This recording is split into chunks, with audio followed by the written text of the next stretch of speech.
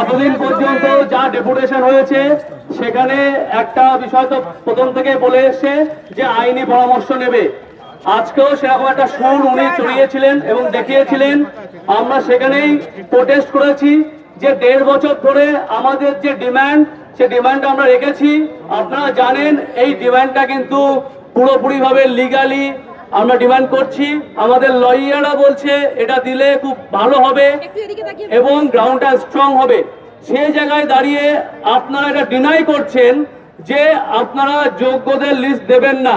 সেই জায়গায় দাঁড়িয়ে আপনারা যেটা বলছেন অযোগ্যদের পাশে আছেন।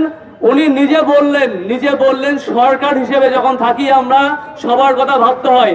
এটা লজ্জা হওয়া উচিত ওনাদের। টাকা নিয়ে চাকরি দিয়েছে, এখনো পর্যন্ত অযোগ্যদের হয়ে কথা বলছেন।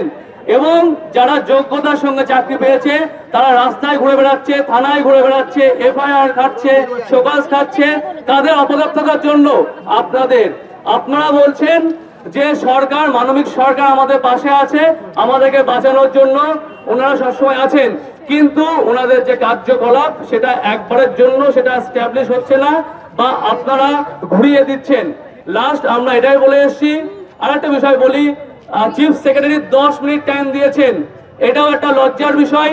কারণ ওনাদের সময়ের মূল্য আছে আর আমরা বানের জলে ভেসে এসেছি।